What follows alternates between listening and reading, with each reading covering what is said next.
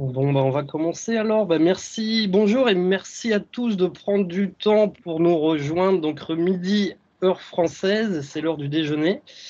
De notre côté, Emmanuel Morin. Donc, moi, je suis basé à Singapour.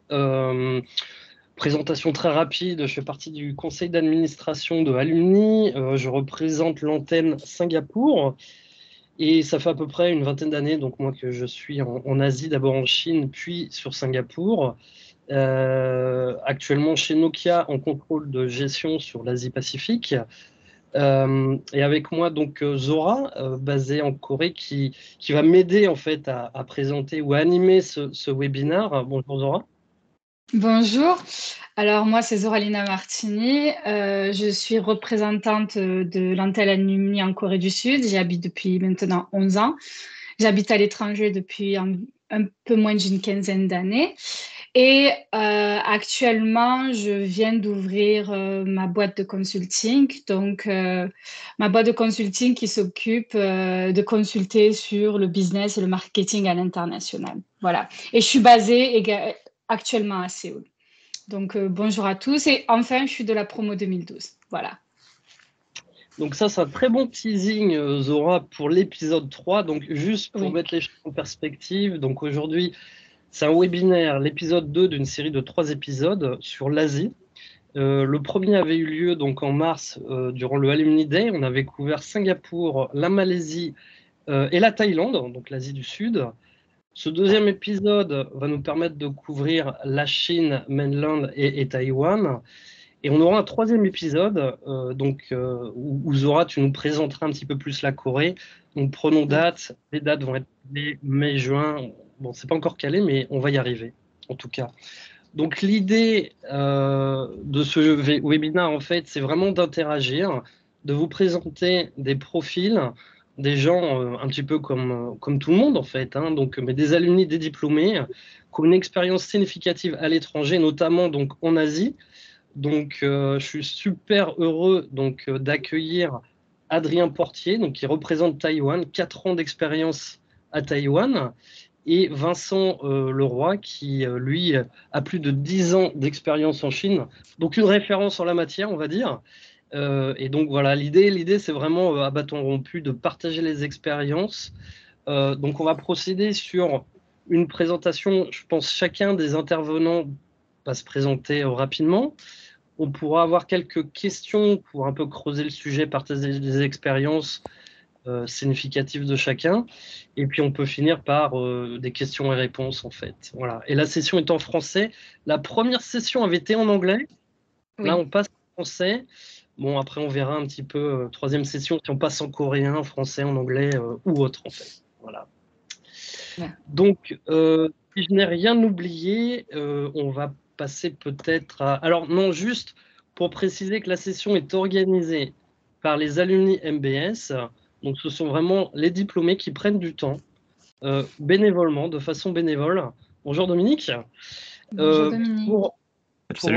pour animer, pour faire des événements et pour partager des expériences aussi bien avec les autres alumni que aussi avec les étudiants. Voilà. Peut-être on peut commencer par Adrien, si tu veux te présenter rapidement. Avec plaisir. Je m'appelle Adrien Portier. Moi, je fais de la promotion MBS 2016. Pour la petite histoire, j'étais parti en Angleterre à Northampton et j'ai fait une majeure marketing et une spécialisation conseil en système d'information. Ouais. Euh, En fait, après mon année, ma dernière année de MBS, pendant ma dernière année de MBS, j'étais parti à Taïwan en vacances au début. Pendant 2 semaines, j'ai une de mes meilleures amies qui a ses grands-parents qui habitent là-bas, et donc j'ai découvert Taïwan un peu par ce biais-là. J'avais adoré découvrir ce pays et découvrir l'Asie, qui était un endroit où j'avais envie d'aller depuis longtemps. Et donc, après avoir été diplômé, j'ai fait un an où j'ai fait un petit tour du monde en sac à dos. Je me suis baladé un peu partout en Asie. Je suis allé en Inde, je suis allé à Singapour, je suis allé au Vietnam. Après, je suis revenu, j'ai fait un tour d'Europe de l'Est, j'ai fait un tour un peu d'Afrique, j'ai fait un tour de France en voiture jusqu'en Espagne. J'ai pas mal bougé. Et puis, après m'être un peu baladé partout, je me suis dit, tiens, je vais aller poser mon sac à dos un peu plus définitivement à Taïwan. À Taïwan, quand j'y suis arrivé, vraiment, j'avais l'adresse d'une auberge de jeunesse et un gros sac à dos avec mes affaires dedans. Je me suis posé là-bas. J'ai trouvé un premier travail où je suis devenu responsable marketing d'une start-up dans les crypto-monnaies. J'ai fait ça pendant 6 mois. C'était assez exactant parce que je partais un peu partout. J'allais à Hong Kong, à Shanghai, à Tokyo. Enfin, je me suis un peu baladé où il fallait que je promouvoie cette start-up et que je cherche des partenaires, en gros. Elle n'a pas marché parce que les crypto-monnaies, c'est comme ça. Et mon deuxième travail, je peux pas vous dire mieux que ça, hein. Les crypto-monnaies, c'est un peu compliqué. Voilà. Je confirme. On pourra faire un webinaire sur la crypto-monnaie, Adrien. Ça peut Voilà, t'intéresser. je m'en occuperai. Et Zora aussi s'y connaît très très bien en blockchain et en crypto, donc on pourra Oui. dealer ensemble. Et donc, après ce boulot-là, j'ai fait un autre boulot. J'ai été responsable marketing et vente d'une start-up dans la gestion d'espaces de co-living, qui est un mot, qui est une longue phrase pour expliquer qu'on faisait de la location immobilière, mais avec un petit service en plus qui était d'aider les étrangers à venir s'installer, et surtout les jeunes étrangers, et d'avoir toutes les clés pour découvrir Taïwan le mieux possible. J'ai fait ça et la dernière expérience pro, c'est que j'ai créé ma boîte en fait. Je faisais du conseil, un petit peu comme Zora disait qu'elle faisait tout à l'heure là. Je faisais du conseil et j'aidais les jeunes, enfin pas les petits entrepreneurs, petits par la taille, pas par autre chose, les petits entrepreneurs taïwanais étrangers à gérer leur fonction support. En gros, et j'ai bossé notamment pour Reporters sans frontières, qui était une mission assez longue que j'ai fait avec eux. Ce ne sont pas des petits entrepreneurs, mais qui sont quand même une petite structure à Taïwan en tout cas. Voilà. Et je suis revenu, en fait, il y a à peu près un an. Je suis revenu il y a à peu près un an. Et aujourd'hui, en fait, je suis en France. Je suis revenu en France. Et juste pour boucler la boucle, aujourd'hui, je cherche, en fait, du travail je voudrais faire de l'animation d'ateliers de start-up, qui est quelque chose que j'ai beaucoup fait avant. Et voilà, dans des incubateurs. Voilà, je vous raconte. Voilà. J'ai fini. C'était une très belle présentation. Merci. Bah, très, très intéressant en tout cas. Du coup, donc toi, Adrien, toi, tu es de retour en France, mais ton idée, c'est de capitaliser sur ton expérience internationale et notamment Taïwan, de garder le lien si tu peux le plus possible, j'imagine. Alors, aujourd'hui, en réalité, mon idée, c'est si je peux capitaliser sur mon expérience, je vais le faire.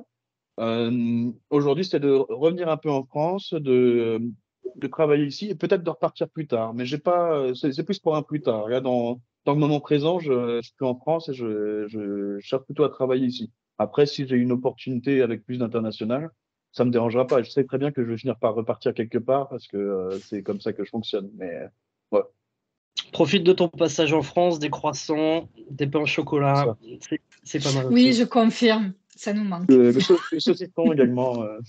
Ah, Ouais. voilà. En classique. Très bien. Ok, bon, écoute, bah, merci pour la présentation, Adrien. Est-ce que Vincent, on passe. Oui, avec plaisir. Bah, écoute, très bien. Donc, moi, je suis Vincent Leroy. Je suis diplômé 1995. Ça fait vieux temps quand je dis ça, mais c'est la vérité. J'ai 50 ans aujourd'hui et je suis en Chine, donc à Shanghai, depuis maintenant 12 ans. Où je suis venu ici créer ma société. Je vais détailler un peu comment ça s'est passé, mais créer ma société. La société existe toujours, se développe et continue à interagir avec des clients français ici en Asie, que ce soit en Chine ou ailleurs. Donc nous, on est un conseil en gestion de patrimoine, c'est-à-dire qu'on va conseiller des clients français et chinois principalement dans des sujets d'investissement majoritairement immobilier en France. Alors comment ça s'est passé? Moi, après Montpellier, alors ça s'appelait Subdeco Montpellier à l'époque. Hein. Voilà. Donc j'ai travaillé assez rapidement. Et puis donc j'ai travaillé 3 ans. Après j'ai repris des études. J'ai fait un master spécialisé en gestion de patrimoine. Et puis ensuite, j'ai fait une belle carrière, on va dire, en banque à Paris, en banque de gestion privée, et pendant 5 ans, et travaillé ensuite comme directeur des back-office d'une structure qui s'appelle Expert et Finance, qui est un conseil en gestion de patrimoine français d'une belle taille, filiale de Generali. Et puis au bout d'un moment, j'avais 39 ans. Et je me suis dit, c'est simple, hein, soit tu continues comme ça, j'avais une équipe de 20 personnes, j'en aurais eu 30, j'en aurais eu 50, peut-être un peu plus, et je poursuis ma carrière comme telle. Mais en fait, je m'ennuyais un peu, et puis l'idée était d'assouvir un double souhait. Le premier, c'était d'essayer de venir en Asie, parce que ça faisait 10 ans que je voyageais en Asie. Donc, je connaissais bien la zone, mais d'un point de vue touristique, on va dire. Et puis, le deuxième, c'était de créer ma société, c'est-à-dire d'essayer d'avoir mon propre business. Et dans mon métier, il était plus facile de faire les deux en même temps, en fait. Plutôt que de passer par la création d'une société en France et ensuite de m'exporter, c'était plus facile de tout faire en même temps. Donc, je suis venu en début 2011, ici en Chine. Donc, j'ai fait 3 semaines entre Pékin et Shanghai. Avec l'idée de voir un petit peu ce qui se passait. Et j'ai ciblé, et ça je conseille à tout le monde si vous avez l'occasion de le faire, et on sera très volontaire sur ces sujets-là. J'ai rencontré les diplômés de Montpellier, ici à Shanghai et à Pékin également. J'ai d'ailleurs contacté Manu à ce moment-là, qui m'a reçu très gentiment, et on a eu une longue discussion sur cette période-là. Et donc rapidement, en l'espace de quelques semaines, je me suis rendu compte qu'il y avait un marché potentiel. Et donc je suis revenu en France et j'ai monté le projet d'expatriation, hein, avec ma société actuelle dans un premier temps, enfin la société dans laquelle j'étais employé. Et puis ensuite, de manière plus autonome, j'ai rencontré mon associé ici à Shanghai. On a créé Expatrimo en 2012. Puis après, on a eu plusieurs salariés, plusieurs implantations. Et c'est toujours le cas aujourd'hui. Voilà, on continue à se développer. Voilà un petit peu l'histoire. Mais c'est un super parcours. Et Vincent, donc tu parlais de ta préparation sur ce voyage. Oui. C'est vrai que du coup, nous, avec Vincent, on s'est rencontrés il y a plus de 10 ans, lors de ton premier voyage. Et c'est un petit peu la force du réseau, parce que tu m'avais contacté, on ne se connaissait pas du tout. Tu es venu avec un projet en tête. Bon, alors, des fois, les gens des projets, ceux qui les réalisent, c'est un petit peu moins, mais du coup, tu as été jusqu'au bout. Tu as rencontré tes partenaires, tu es revenu. Un an plus tard, donc, tu étais à Shanghai, tu montais ta boîte. C'est quand même assez intéressant la façon dont tu as préparé la chose, en fait.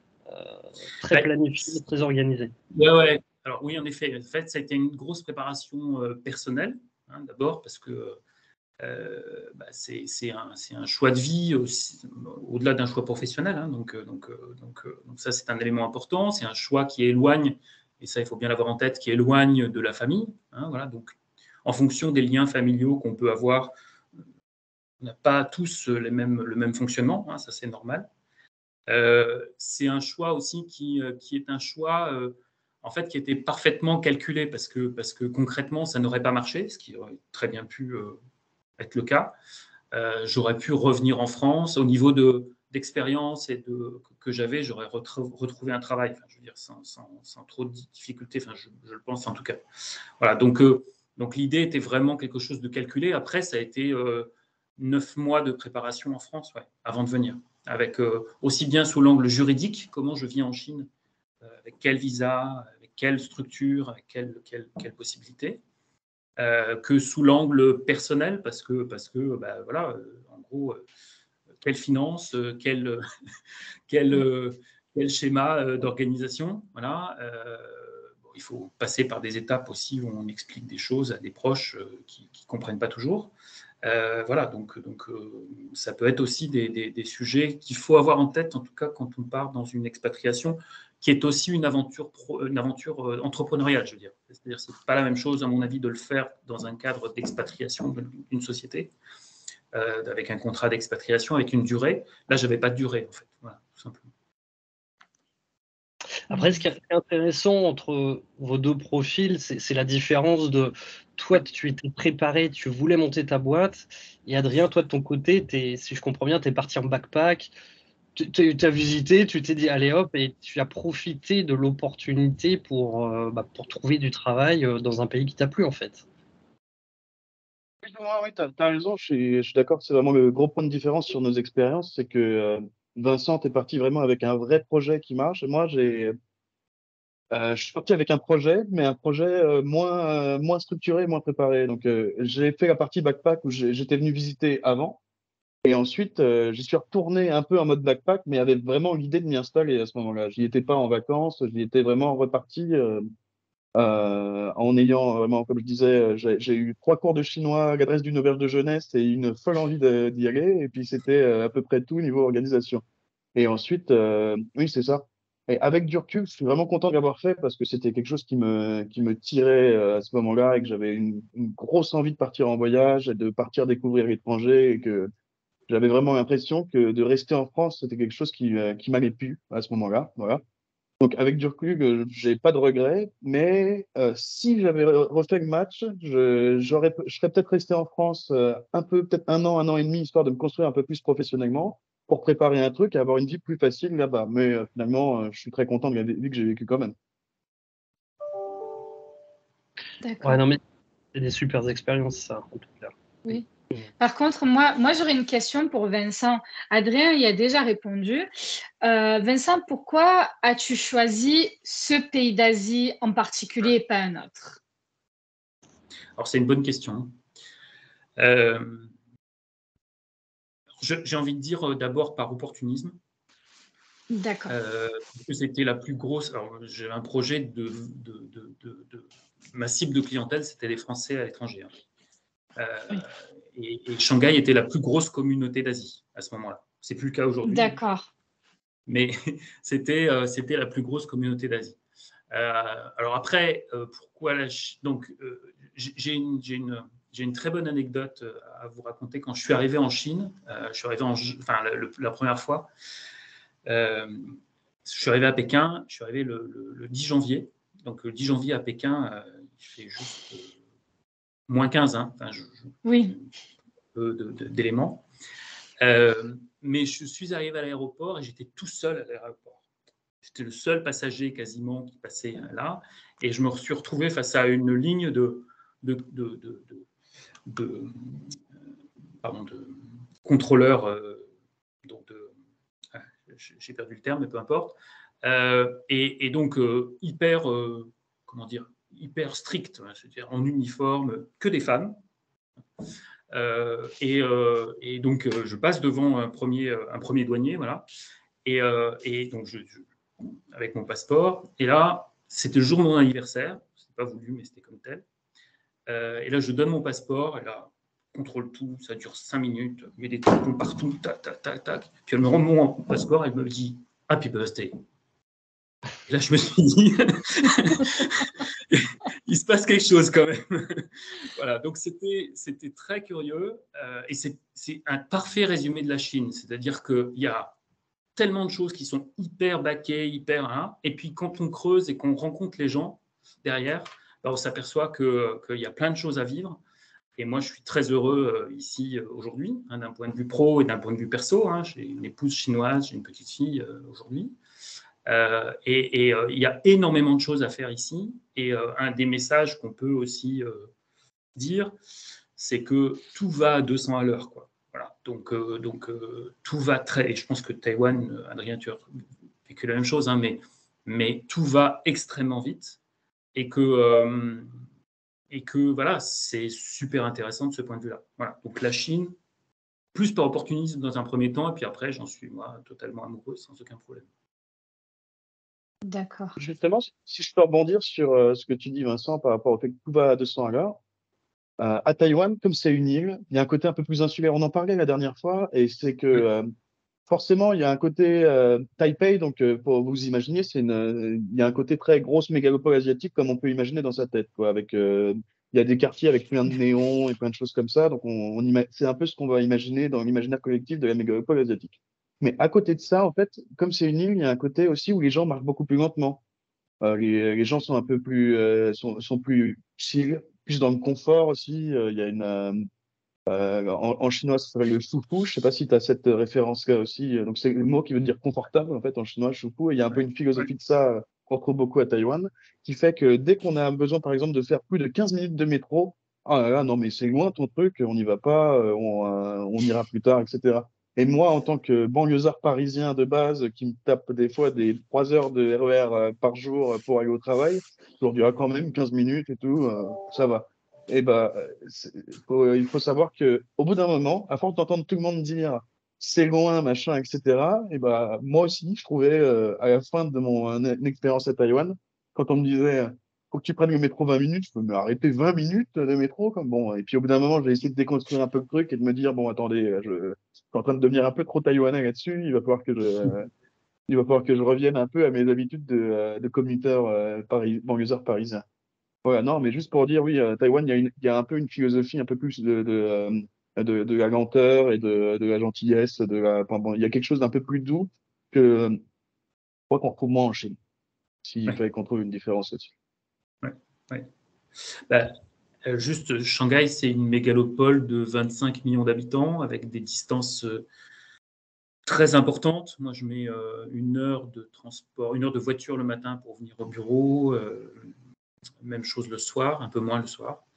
Euh, et c'est vrai il n'est pas rare que j'aille avec des bouchons à des rendez-vous clients où je mets plus d'1 heure et demie pour me rendre sur place, quoi. Voilà, donc, ouais, c'est un peu Enfin, la Chine est un pays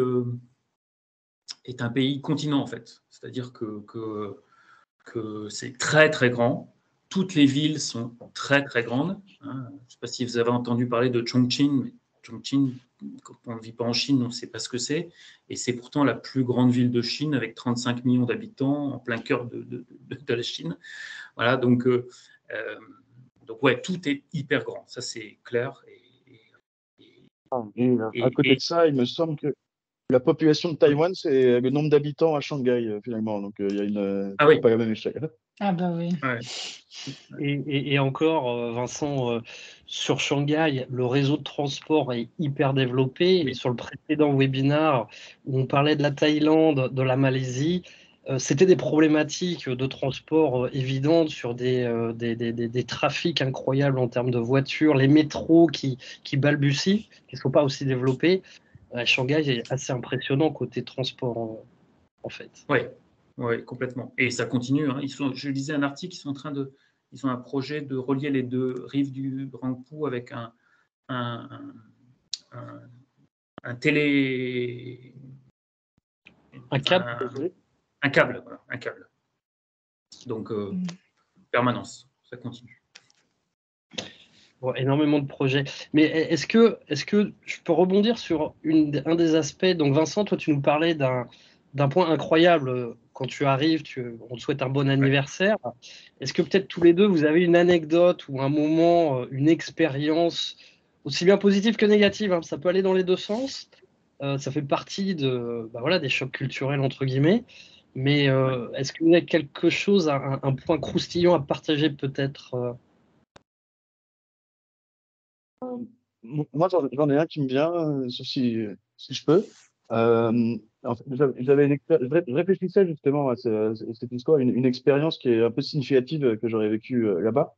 Et donc, c'est par rapport un peu à la gestion du Covid. Donc, faut savoir que Taïwan, donc petite île, facile, c'est très facile de gérer les entrées et les sorties parce que tous les gens qui arrivent à l'aéroport devaient faire 15 jours de quarantaine dans un hôtel prévu à cet effet. Et donc, vraiment, il y a des moments où mes amis m'appelaient et m'expliquaient toute la quarantaine, tout le confinement que les gens ont vécu en France. Et moi, je revenais d'une soirée sur un bateau avec des cocktails. Je disais, bon, les gars, je vais pas vous dire ce que j'ai fait hier, vous n'allez pas être contents. Ouais. Et, c'était mais à un professionnel, moment, hein, mais Bien comment sûr. ça? c'était professionnel, bien sûr, hein. Oui, oui, c'était pour chercher des clients, évidemment, s'il vous plaît. Et, voilà. Et donc, ce qui fait que j'ai vécu un peu un Covid à retardement, mais qui faisait que dès qu'il y avait 300 cas dans le pays, c'était un petit peu l'apocalypse à Taïwan, et puis tout le monde se confinait automatiquement. Tout le monde avait des masques partout, à tout moment, même dans la rue. Et des fois, il fallait que je fasse un jogging avec un masque pour que vous imaginiez vraiment à quel point les règles étaient strictes. Et je me rappelle d'un fameux week-end où je suis parti avec des amis. Le Covid était un peu loin, il n'y avait plus vraiment de monde, mais il y avait toujours les règles qui existaient. Enfin, il n'y avait plus vraiment de cas dans le pays.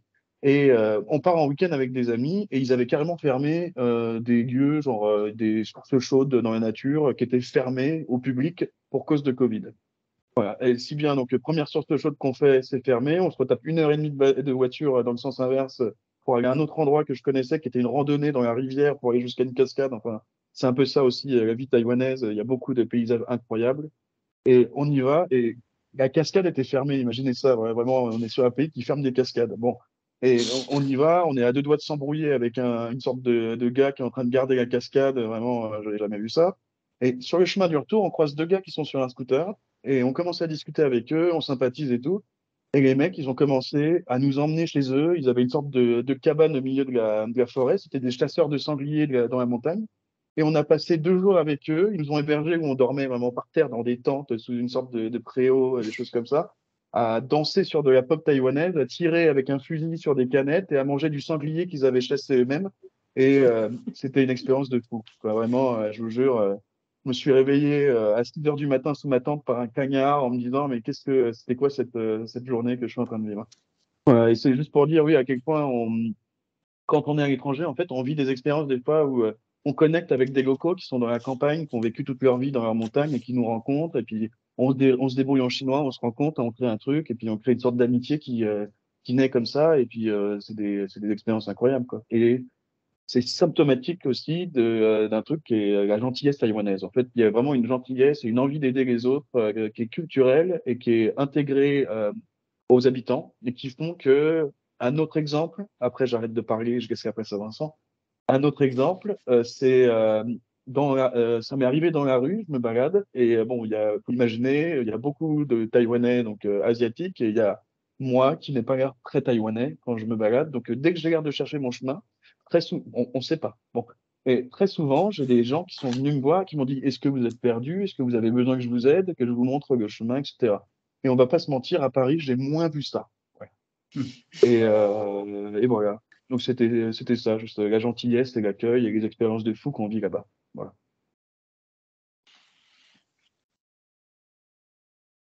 Merci pour le partage de cette expérience. Vincent, à toi. Non, j'ai pas plein d'expériences, enfin plein de petites expériences, mais je pense qu'il y a un sujet et Emmanuel m'appuiera, je pense, là-dessus. C'est vrai que Shanghai, c'est vraiment la ville des paradoxes. C'est-à-dire que c'est la ville où vous avez la plus grande modernité, la capitale économique de la Chine, tous les comment dire, les gratte-ciel très connus avec la deuxième tour d'Asie, enfin la deuxième tour au monde, la plus haute tour d'Asie, pardon, enfin des choses complètement démentielles partout. Et puis au coin de la rue, vous avez le restaurant de pâtes où tout le monde mange les uns sur les autres. Enfin, c'est vraiment ça. C'est-à-dire qu'encore plus, je trouve, à Shanghai que dans d'autres villes chinoises, où il y a une très très grande modernité d'un côté avec énormément de choses très évoluées, beaucoup plus. Et je suis encore allé, alors ça date un peu maintenant, il y a 2 ans, mais je suis allé au Japon. J'y allais de manière régulière et je trouve que la Chine a pris un temps d'avance en matière de modernité par rapport au Japon aujourd'hui, en tout cas dans la vie quotidienne, j'entends. Alors et à côté de ça, vous savez, l'Asie a tous les coins de rue et des trucs qu'on retrouve de partout avec des choses très surprenantes, quoi. Voilà. Donc, des langues de canard, des choses incroyables que vous trouvez dans n'importe quel petit restaurant boui-boui à droite ou à gauche. Et ouais, tout ça est très surprenant quand on débarque ici, en tout cas. Ouais, ça va un petit peu dans les deux sens, hein, notamment l'aspect culinaire. Donc, je ne sais pas, Adrien, pour toi, comment c'était à Taïwan, mais moi, à l'époque, de ce que je me souviens en Chine, la découverte, alors à l'époque, il n'y avait pas de traduction en anglais ni de photos, donc c'était un petit peu au petit bonheur la chance, donc de très belles découvertes. Les dumplings, les xiaolongbos, c'était super.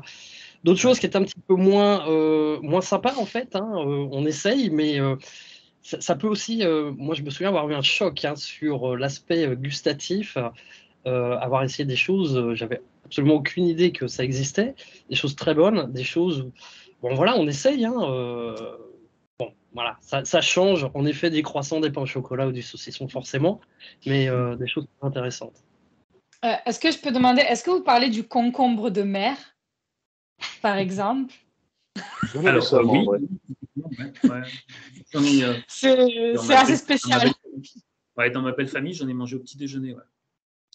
Ah, petit déjeuner. Oui, normal. Ouais. Vincent, tu peux expliquer ce que c'est que du concombre de mer pour que tout le monde puisse concombre de mer, comprendre. c'est un mollusque qui vit au fond de la mer, en fait. Voilà, qui dans l'esprit, dans la culture chinoise et qui est très très cher, hein, au passage, qui dans la culture chinoise et dans la médecine chinoise est quelque chose de très important. Voilà. Donc en gros, ce qu'il faut comprendre, c'est que dans la culture ici, la nourriture fait partie de l'équilibre général de la vie des hommes. Et donc bien manger, c'est aussi se soigner. Donc on est dans un sujet où il y a beaucoup de choses qui nous paraissent complètement incroyables, concombre de mer typiquement. Voilà. Et pourtant, c'est bien parce que c'est bon pour la santé. Donc c'est très très bon pour la santé, le concombre de mer. Alors je n'ai pas étudié d'un point de vue purement médical les vertus, mais en tout cas, dans l'esprit chinois, c'est très très bon. Et donc on est prêt à payer des fortunes pour en manger, alors que franchement, oui, niveau gustatif, si on peut avoir une description, ça serait intéressant aussi. C'est gluant. Le seul goût, c'est le goût de l'iode un peu. Voilà. Il faut se forcer un peu quoi, pour le manger. Mais moi, j'ai eu pire. Hein. J'ai la tortue d'eau. Je ne sais pas si tu as goûté ça, si vous avez goûté ça, les uns les autres. Non, jamais. Là, c'est vraiment dur parce que là l'intérieur, les os, c'est à la fois gélatineux et dur. Enfin, c'est compliqué. Ouais. D'accord. Pour rebondir sur l'histoire de la nourriture, en fait, ce qui est intéressant, déjà, on voit une évolution de nos goûts. Alors, je sais pas si Vincent a vécu la même chose, mais Ouais. en arrivant, il y a plein de choses que souvent qu'on découvre et qui sont soit qu'on trouve pas bon ou qu'on trouve bizarres. Mais on est souvent plus sur le bizarre que le pas bon. En réalité, bon, j'ai plusieurs exemples de ça. Je sais pas si vous connaissez sûrement le thé matcha, qui est une saveur qui commence à être un peu plus connue en Europe maintenant. Le matcha, bon, c'est plus japonais, mais comme Taïwan a été colonisé par le Japon à une époque, on trouve beaucoup de nourriture japonaise à Taïwan. Et figurez-vous un de mes parfums de glace préférés maintenant, c'est la glace au matcha. Et que avant le matcha, c'est incroyable. Et qu'avant le matcha, en fait, j'aimais pas ça, ou je trouvais ça bizarre, et que le bizarre, en fait, c'est souvent que c'est un goût qui est tellement étrange par rapport à ce qu'on a l'habitude de goûter que notre cerveau arrive même pas à savoir s'il aime ça ou pas. C'est ça que je veux dire par bizarre. Et donc, le matcha, c'est comme ça. Le sésame noir aussi, qui est une saveur un peu japonaise aussi, ça a été comme ça. Et le plus bizarre, évidemment, les œufs de 100 ans qui sont assez connus et que maintenant, c'est un de mes œufs préférés, les œufs noirs un peu bizarres pour ceux qui connaissent pas. C'est très très bon, sincèrement, mais il faut goûter. Voilà. Et le dernier auquel je pense, qui est assez incroyable, en chinois, c'est le chao tofu, qui veut dire le tofu qui pue. Alors déjà, appeler un plat comme ça, quand on a commencé à me dire, tu vois, l'odeur de vinaigre dans toute la rue, hein, qui est bizarre, c'est le chao tofu. Et je me suis dit, bon, je vais jamais manger ça. Et comme tous les Taïwanais raffolent de ça, et j'en ai vu en manger vraiment à 3 heures du mat en sortie de boîte de nuit, manger du tofu qui pue, je me suis dit, bon, peut-être qu'un jour on va essayer. Et finalement, au début, ça goûte bizarre. Et puis au bout d'un moment, on en vient presque à aimer ça. Bon, moi, j'ai jamais non plus aimé ça, mais j'ai supporté le goût qui était au départ une odeur où on se bouffe le nez dans toute la rue jusqu'à ce qu'on ait fini de traverser le marché de nuit. Voilà, donc il y a vraiment, on observe vraiment une évolution du goût qui passe du bizarre au commun. Et c'est un peu, on est dans un pays, donc finalement c'est des choses qu'on voit tous les jours qui finissent par faire un peu partie de ce qu'on aime manger bizarrement. Voilà. Moi, je propose qu'on propose un futur webinar sur des recettes de cuisine asiatique. On va proposer ça à Coralie et à Dominique. On a plein de sujets hyper intéressants pour le futur du coup là. Oui, en effet. En effet. Ok, bah écoute, très bien. Mais alors donc, sur toutes ces expériences, de votre côté, donc, bon, 4 ans pour toi, Adrien, plus de 10 ans encore sur place, Vincent. Donc, vous êtes resté dans le pays, c'est-à-dire vous vous êtes adapté, donc culinaire ou autre. Hein, il a fallu s'adapter aux cultures. Euh, à quel moment vous pouvez dire, par exemple, que OK, c'est bon, ça a été le point de changement qui a fait la bascule, qui a fait que c'est bon, je suis bien dans ce pays, j'ai envie d'y rester. Voilà, si j'ai pas envie de repartir, je suis bien là où je suis. Est-ce qu'il y a un moment qu'on peut définir? Alors, Pas moi, simple j'ai une comme. idée. Ah, Vas-y. vas-y. J'ai Vas-y. j'ai une... Oui, merci. J'ai une Vas-y, idée vas-y. là-dessus, en fait. Alors, moi, déjà, le truc, c'est que quand on rentre dans un pays, ce que je vais vous parler déjà, c'est la courbe d'adaptation du choc culturel. Je ne sais pas si vous voyez ce cas. Je crois que ça a été théorisé par Geert Hofstede, il me semble, qui était. Il y a des théoriciens de la culture, des différentes cultures entre les pays et des dimensions qui existent par rapport à ça, en gros. Et que quand on arrive dans un pays, on a un peu une sorte de phase de lune de miel, et puis qu'ensuite, on commence un petit peu à se retrouver dans l'habitude, et puis on peut avoir une phase un petit peu plus de déclin et de blues jusqu'à ce qu'on s'adapte vraiment et que ce soit notre normalité. Ouais. Donc moi, j'ai pas vraiment connu la phase de blues tant que ça, mais par contre, dès la phase un petit peu de lune de miel, j'étais conquis par le pays et j'ai eu envie d'y rester tout le long. Par contre, ta question, elle me fait penser à un truc, c'est à quel moment, en fait, j'ai eu l'impression de faire partie du pays. C'est plus ça auquel je pense. C'est vrai que quand on regarde du début à l'arrivée, comme je vous disais, au bout d'un moment, la nourriture, bah, c'est normal. Au bout d'un moment, je trouvais les fourchettes bizarres. Je me souviens de ce moment-là où j'ai eu une fourchette dans les mains et je me suis dit, mais c'est beaucoup moins pratique que ces deux bouts de bois bizarres que j'utilise toute la journée. Et que vraiment, après, il y a aussi un moment où on switch entre les deux et que maintenant, je ne vais pas vous dire que j'arrive plus à me servir d'une fourchette, c'est pas vrai. Mais maintenant, j'ai un peu adopté les deux sans que ça me paraisse différent. Et j'ai un jour en particulier qui m'est venu, et c'est vraiment beaucoup plus profond dans la culture, c'est que à Taïwan, il y a une culture de suivre les règles, qui fait partie un peu aussi dans la culture chinoise, qui est la culture un peu de l'harmonie, et que c'est presque absurde qu'on ne suive pas tous les règles, parce qu'on est une communauté, on vit dans le même pays, on vit tous ensemble, donc on suit tous la même règle pour être sûr que tout se passe bien. Par exemple, il y a à peine des contrôleurs dans le métro, parce que ce serait absurde de sauter au-dessus du portique, et si quelqu'un saute au-dessus du portique, il y a des gens qui sont même pas contrôleurs qui vont venir le voir et qui font tu veux que je t'aide à acheter un ticket? C'est pas normal de pas acheter un ticket. Enfin, vraiment, c'est une culture de suivi qui est très ancrée. Voilà. Et moi, en tant que Français, j'ai plus une culture peut-être de gruger un peu des fois, ou que vous voyez très bien de quoi je parle, hein, peut-être une culture de se dire, bon, bah, si on nous a pas vus, c'est pas grave, etc. Voilà. Et que vraiment, j'ai vécu des choses, euh, des petites gruges tranquilles, mais on n'est pas sur des trucs de ouf, hein, mais voilà. Bon. Et à Taïwan, au bout d'un moment, un jour, je suis parti aux Philippines. Et l'histoire, c'est juste que imaginez, je suis sur un bateau, une eau turquoise, en train de nager avec des poissons de toutes les couleurs. On dirait vraiment que je suis juste parti en vacances, moi, dans mes anecdotes. Hein. Bon. Et donc, eau turquoise, etc., aux Philippines. Et à un moment, on est en train de sauter du haut d'une falaise dans la mer, faire des plongeons, etc. Et j'ai la bonne idée de lancer mon masque de snorkeling dans la mer avant, qui évidemment prend l'eau et tombe au fond d'une mer noire, et je l'ai jamais retrouvé. Et au début du trip, il nous avait dit, bon, attention, les masques, c'est 10 euros, 15 euros, si vous le perdez, vous nous repayez, etc. Et là, je reviens, j'ai perdu mon masque. Il y a un gros panier avec plein de masques. Et bah, théoriquement, je peux reprendre un masque ni vu ni connu et j'ai mon masque, je ne suis pas obligé de payer 10 euros. Mais je me suis aperçu à ce moment-là que j'ai tellement intégré l'idée que je gruge pas, que je suis les règles, etc., que je suis allé voir le mec de mon plein gré et que je lui ai dit, bah, j'ai perdu mon masque, j'ai envie de payer 15 euros et voilà. Et que je me suis dit que à ce moment-là, j'ai réalisé que j'avais intégré vraiment cette culture taïwanaise. C'était peut-être après 2 ans et demi dans le pays. Voilà mon histoire. Adrien, est-ce que je peux te poser une question piège? Du coup, en France, est-ce que tu traverses le passage piéton au rouge ou pas? Du coup, maintenant. Alors, bah, non, cette partie-là, vraiment, je vois de quoi tu parles. Donc, le gars, il fait référence à un truc à Taïwan, même s'il est 3 heures du matin, il n'y a pas de voiture, le bonhomme rouge est rouge au passage piéton, les gens attendent. Moi, j'ai expliqué à tous mes amis taïwanais, écoutez, je vais vous apprendre à passer le passage piéton à la parisienne.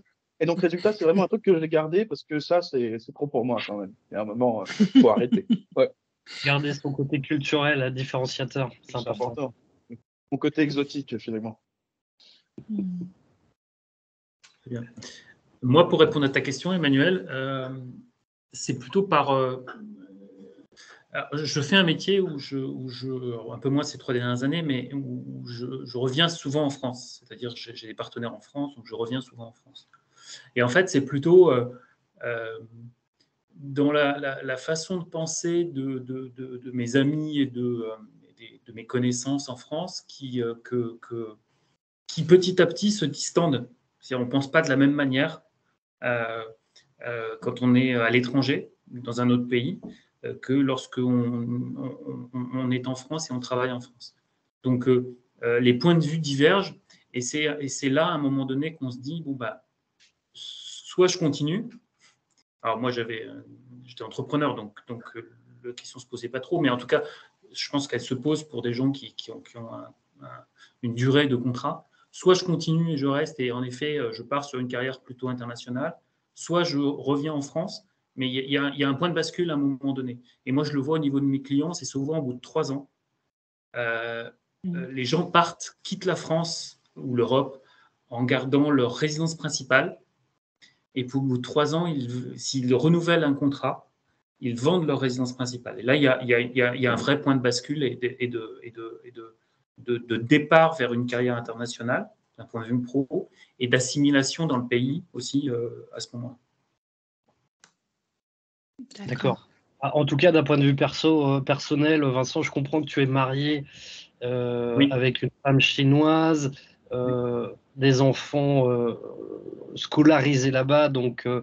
tu es plutôt bien intégré en fait. Voilà.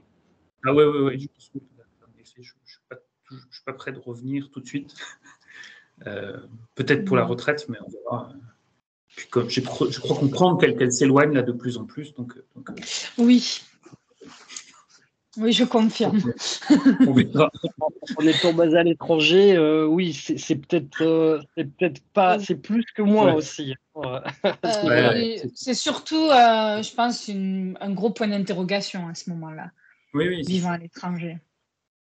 Mais d'un autre côté, un autre teaser, une parenthèse, Vincent, c'est le 2e webinaire qu'on fait ensemble. Le précédent, il y a quelques années, c'était sur la retraite à l'étranger. Oui. Ça peut être un sujet à remettre sur la table, en fait, potentiellement, parce que ce sont des sujets hyper intéressants, en fait. Tout à fait. Alors, justement, suite à la réforme des retraites, je suis en train de faire une nouvelle conférence là, à Shanghai la semaine prochaine en présentiel. Et donc, on pourrait éventuellement partager en webinaire ces choses-là si vous le souhaitez à l'avenir, avec plaisir. Ok. Il nous reste 15 minutes sur le timing. Oui. Que vous voulez qu'on ouvre questions-réponses peut-être? Oui, il y a déjà une question en fait sur le chat. Donc, j'avais déjà dit une question d'Anne-Sophie. Est-ce que, Anne-Sophie, tu préférais la poser toi-même ou tu veux que je la pose? C'est au choix. Dans ce cas-là, ça sera avec plaisir. Pose-la. Pose-la à nos 2 intervenants. Voilà. Merci. Moi, en fait, pour MBS, j'ai en charge la relation avec les entreprises à l'international. Donc, l'objectif, c'est de créer des liens avec des entreprises qui ont des perspectives de recrutement pour nos étudiants et pour nos diplômés. Donc, je suis très en lien avec l'association, bien sûr, des diplômés. Et voilà, on a souvent une question des étudiants qui sont intéressés sur les pratiques de télétravail. Voilà, qui diffèrent d'un pays à l'autre. Donc voilà, quelle est la pratique du télétravail dans vos 2 pays? Alors, je peux répondre. L'Internet chinois est quand même spécifique. Donc, il est très isolé et donc fermé par rapport à l'extérieur.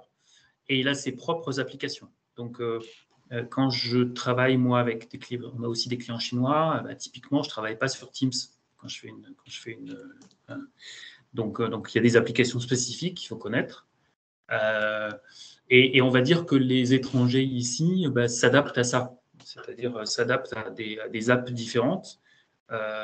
Mais il faut rester ouvert sur ces sujets-là.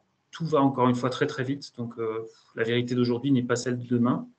Par contre, la pratique des webconférences et autres, c'est monnaie courante. C'est vraiment je pense que En plus, on a des gens ici qui sont connectés avec l'Europe ou avec les US, donc qui enchaînent les réunions, les web réunions de manière régulière, ouais, très clair, très clair.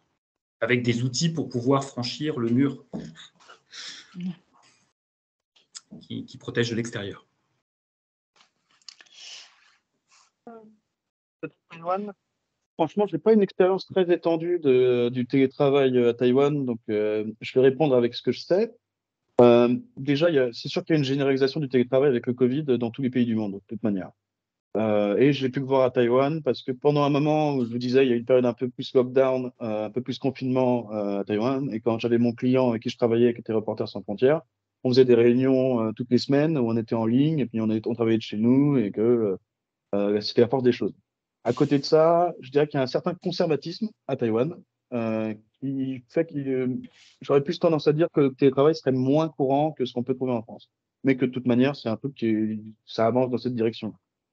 Pour ce qui est de l'Internet taïwanais, il est comme l'Internet européen français. Par contre, il n'y a pas un peu la même chose qu'en Chine avec les histoires de VPN, etc. Donc, il n'y a pas de problématique sur l'international.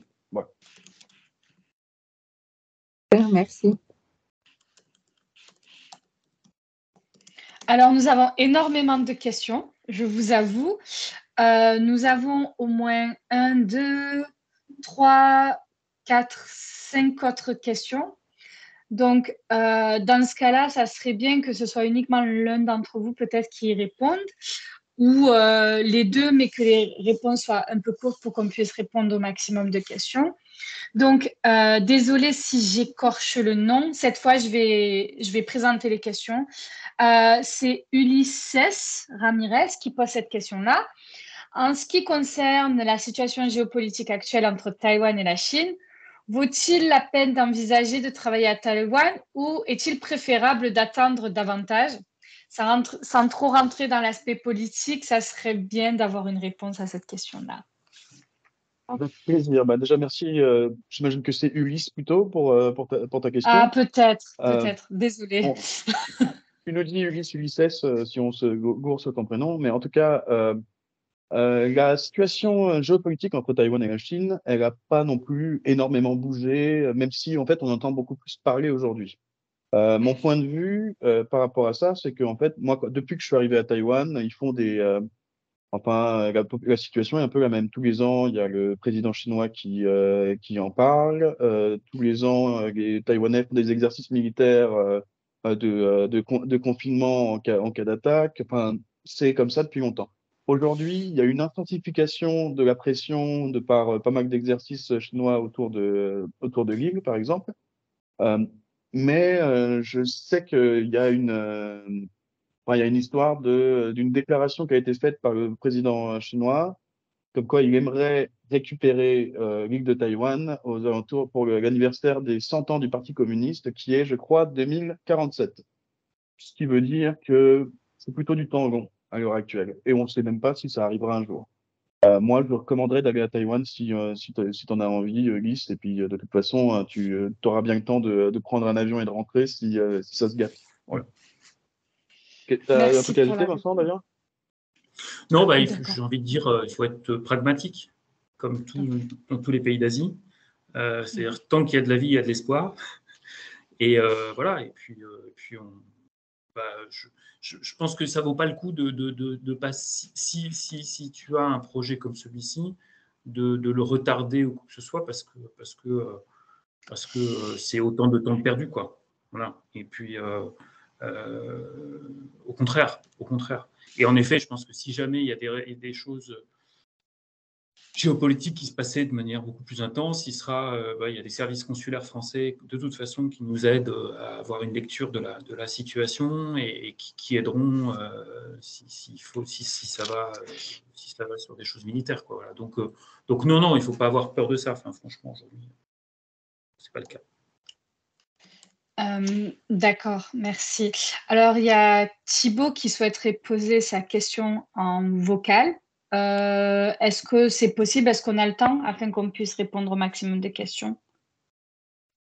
D'accord.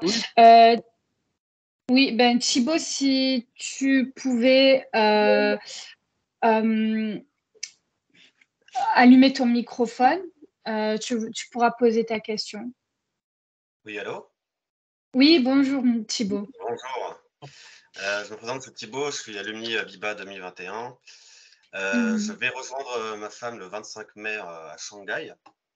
Je suis aussi inscrit à une école Vatel Business School, l'école hôtelière française, pour faire un MBA là-bas. Et j'ai une question globale en fait, c'est parce que quand on regarde, que ce soit sur Twitter ou dans les informations du côté pro-chinois ou du côté anti-chinois, c'est soit un peu paradis sur terre, soit l'enfer sur terre. Je voulais savoir, en tant qu'étranger, moi je vais arriver du coup en Chine, c'est ma première fois que je m'expatrie. Est-ce qu'on est encore bienvenu en tant qu'étranger? Est-ce qu'il y a encore des opportunités? Est-ce que c'est encore possible de se développer en Chine, ou est-ce que c'est de plus en plus compliqué? Alors, moi j'ai envie de dire… ou personnellement? Ouais. D'un point de vue… je résumerai la Chine comme dans la formule suivante, c'est tout est possible mais rien n'est simple. Voilà.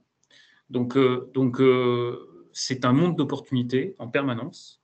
Alors peut-être un petit peu moins qu'il y a 10 ans en arrière, parce que le coût de la vie est quand même plus important aujourd'hui ici.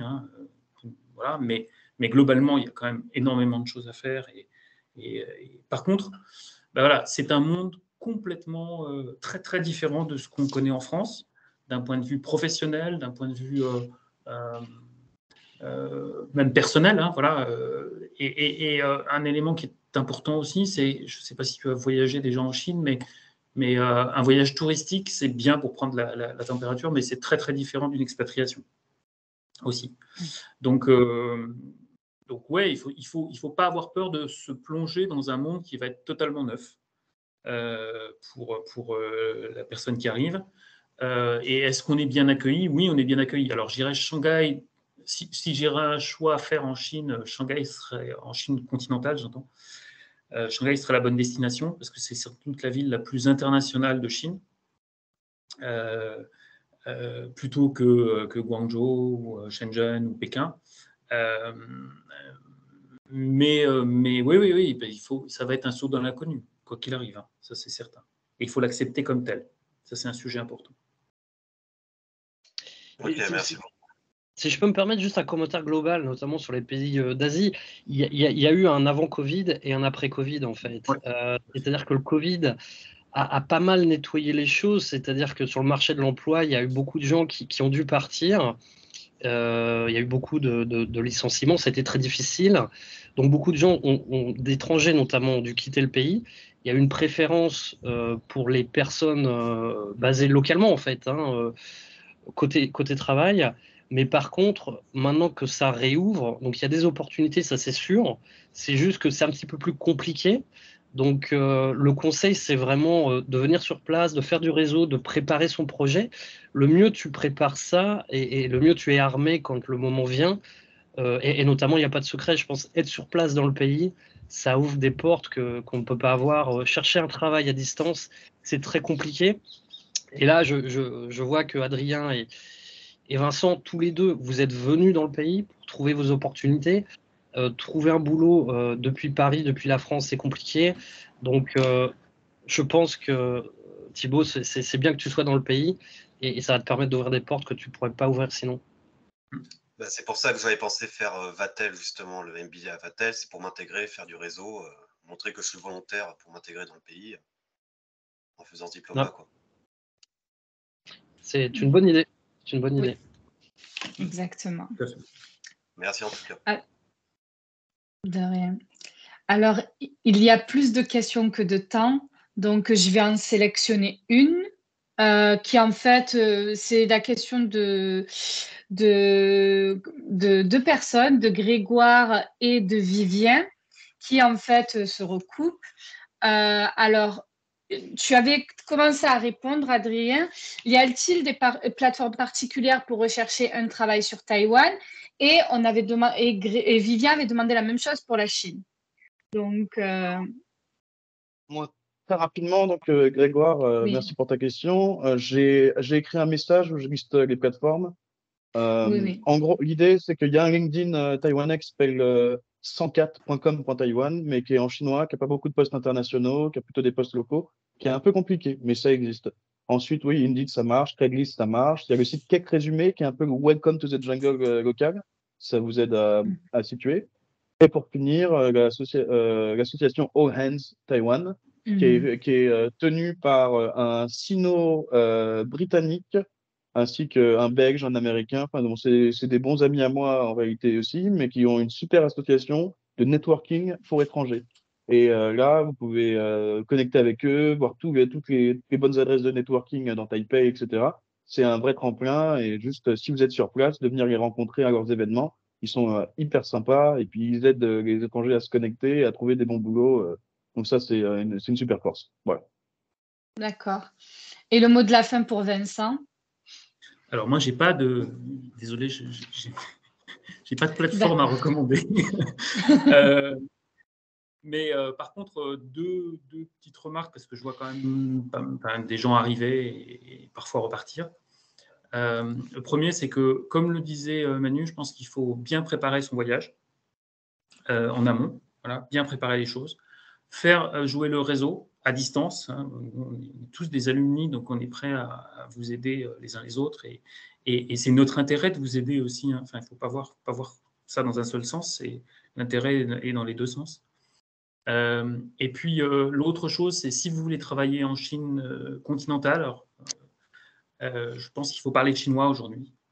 Et il faut se préparer à ça, en tout cas. Alors, ça peut être commencer par des cours de chinois en France, mais passer par une année d'université ici, ça peut être quelque chose de vraiment intéressant aussi pour se perfectionner, avoir un niveau de chinois qui soit au moins de survie dans le cadre d'une société chinoise. D'accord, ok. Je pense que pour ça... Taïwan aussi. Oui. D'accord. Ok, désolé, hein, c'est pas pour vous couper la parole. Ça sera tout? Pas de souci. Je tenais avec Emmanuel à vous remercier pour cette intervention aujourd'hui. On a beaucoup appris sur la vie en Chine et à Taïwan. Et nous sommes vraiment désolés de ne pas pouvoir répondre à toutes les questions. Mais si vous avez d'autres questions, n'hésitez pas à nous contacter tous sur LinkedIn ou sur MBS Alumni. On a le site pour ça. C'est surtout pour les alumni et les étudiants. N'hésitez pas à nous retrouver sur nos LinkedIn respectifs. Emmanuel, si tu veux rajouter quelque chose. Non, un grand merci aux panélistes, merci Adrien, merci Vincent, vraiment très intéressant ces partages d'expériences, ça n'a pas de prix et c'est à bâton rompu en fait, on n'est pas dans un exercice de boulot ici, donc toutes les questions, merci d'avoir joué le jeu et j'en profite pour rebondir Vincent sur ce que tu as dit, le réseau, n'hésitez pas, allez sur le site Alumni MBS. Regardez les antennes des pays qui vous intéressent. Il y a des représentants par pays qui peuvent être des points de contact. Il y a des clubs pro aussi, donc sales, marketing, VIE, VIA pour ceux qui cherchent éventuellement un travail. Il y a énormément d'activités. Un grand merci Coralie, Dominique, pour ne citer que vous deux. Mais voilà, n'hésitez pas, faites vivre le réseau. Les gens prennent du temps pour partager cette expérience et en tout cas un grand merci à tout le monde. Merci pour l'organisation de l'événement. Oui, merci. Merci à vous. Bonne journée à tous. Bonne journée. À bientôt. Bonne fin de journée, bonne journée pour les autres. À bientôt. Merci. Au revoir.